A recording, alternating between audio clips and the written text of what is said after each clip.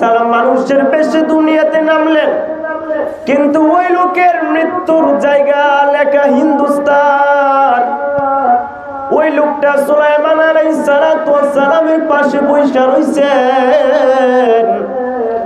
এমন সময় মালাকুল মউত ফেরেশতা আজরাইল জমিনে এসে ওই লোকটাকে দেখে, আর আজরাইল আলাইহিস সালাতু ওয়াস সালাম তার মৃত্যুর সময় মৃত্যু হবে যে কোন জায়গাটা লেখা ওই দলিলটা দেখে আর ওই ব্যক্তির দিকে তাকায়া রইছে।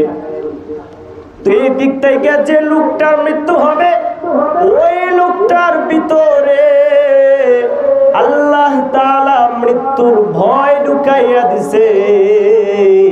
ওই লোকটা সুলাইমান আলাইহিস সালাতু ওয়াস সালামকে বলেন, ওগো পয়গম্বর সুলাইমান, এই যে একটা লোক বসে রয়েছে আমার পাশে, বারবার আমার দিকে তাকাইতেছে, চোখটি বড় বড় করে আমার দিকে তাকাইতেছে। কে জন্য তাকাচ্ছে আমি তো জানি না, ওই লোকটা কে একটু জিজ্ঞাসা করে দেখেন না। সুলাইমান আলাইহিস সালাতু ওয়াস সালাম বলেন, এটা মালাকুল মউত আজরাইল। ওই লোকটা বলতেছেন, ওগো পয়গম্বর সুলাইমান, আজরাইল এখানে কে জন্য এসেছে, আর কি জায়গা খুঁজে সে পায় নাই, আমার পাশে সে কেন বসলো?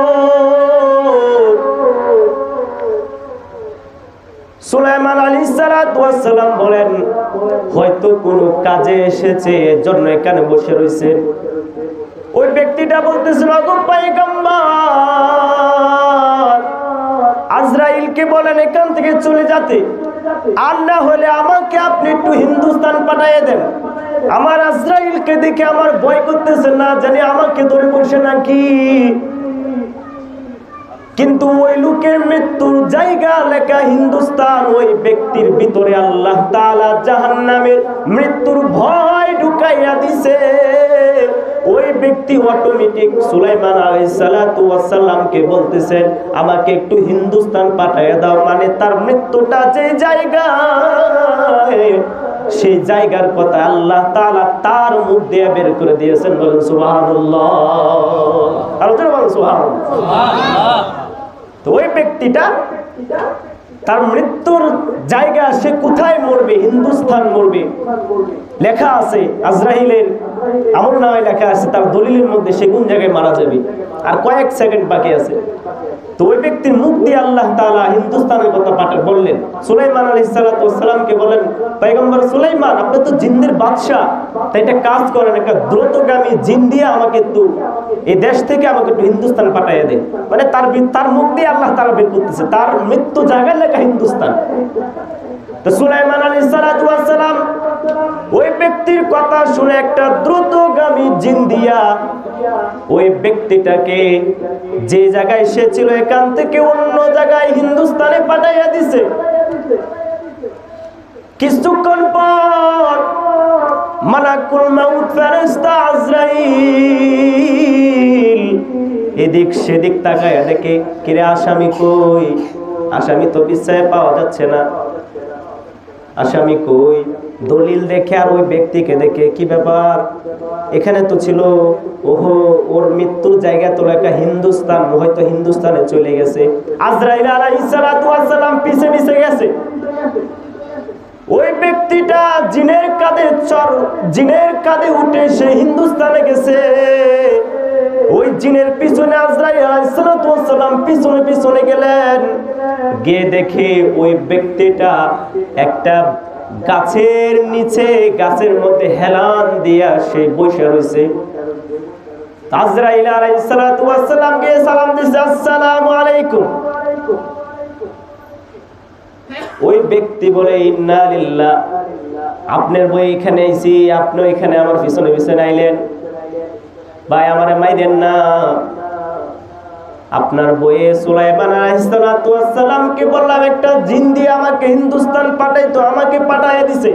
আপনার বইয়ে আমি এখানে আসলাম, আর আপনি এখানে আসলেন, কারণ কি জানতে চাই?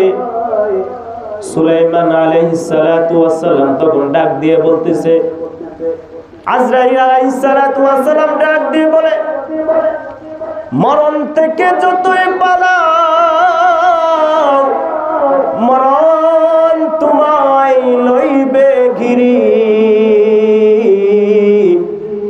যদিও সুদূর আকাশ পানে পালাও সে তাই লাগাই সিঁড়ি।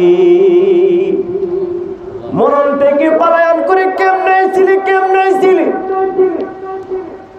ওই লোকটা বলে, জিনের কাঁধে চড় হয়ে আমি এখানে আসলাম, আর আপনিও এখানে আসলেন।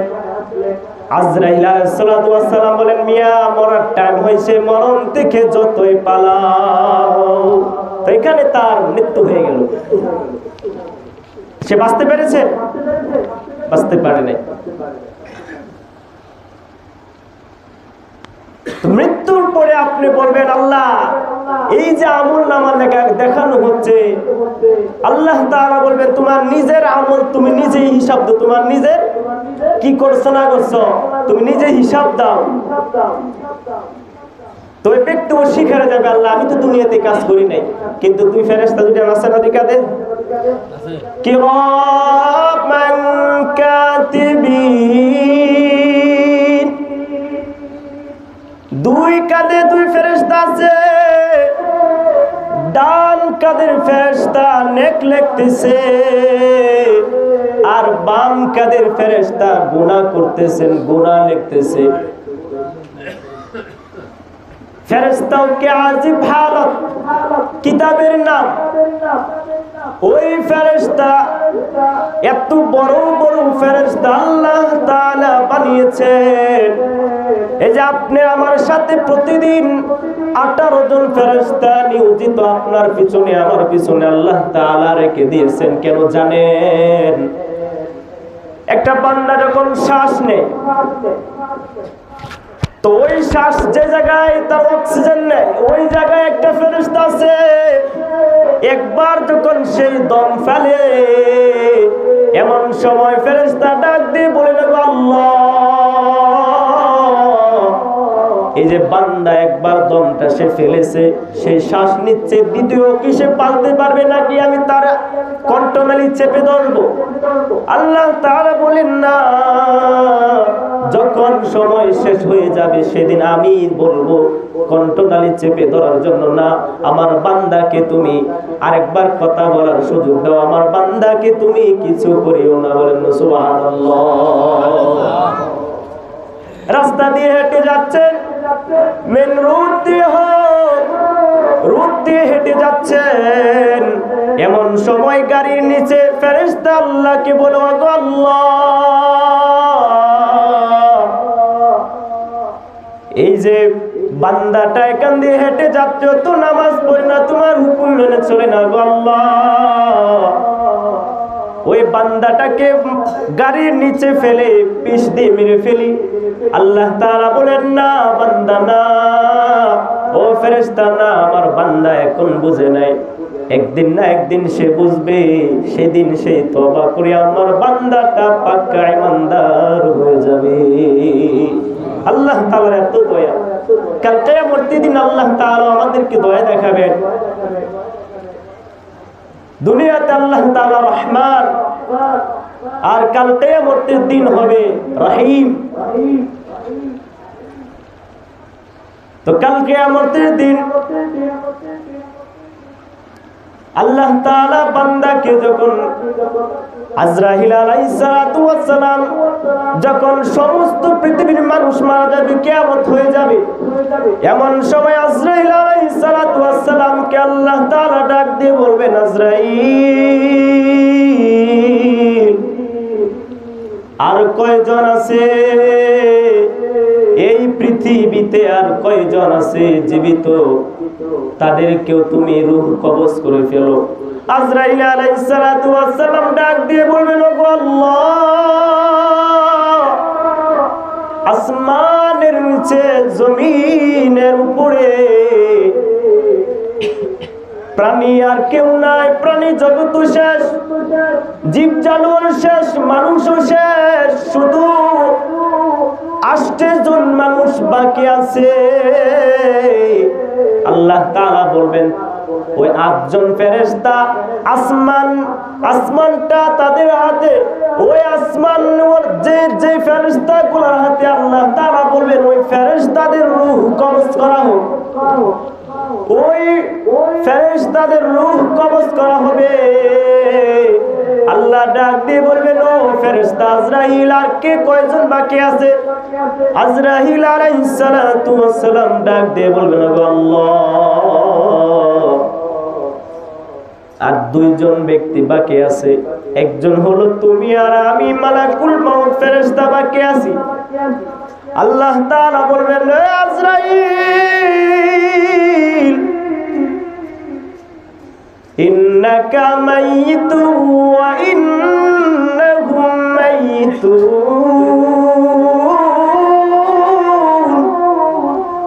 ও আজরাইল, এই দুনিয়াতে কেউ বেশি দিন থাকতে পারে না।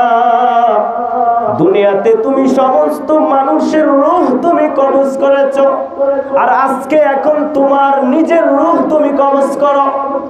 আজরাইল আলাইহিস সালাতু ওয়াস সালাম তার রূহটাকে কবজ করতে চাইবেন না, কিন্তু আল্লাহ তাআলা আজরাইল আলাইহিস সালাতু ওয়াস সালামকে জান্নাত এবং জাহান্নামের মাঝখানে একটা জায়গা আছে, ওই জায়গার মধ্যে মৃত্যুটাকে একটা দুম্বা আকারে বানানো হবে।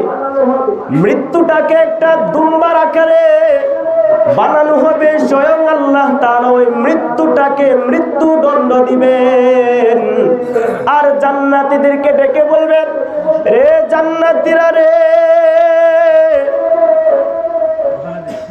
আর মৃত্যু তোমাকে স্পর্শ করতে পারবে না। দুনিয়াতে মৃত্যুর জন্য, দুনিয়ার জন্য চলার জন্য কত কষ্ট করেছো। মৃত্যু হয়েছে, অসুখ বিসুখ হয়েছে, কত কষ্ট করেছো। এ জান্নাতীরা রে, মৃত্যু আর তোমাদেরকে স্পর্শ করতে পারবে না।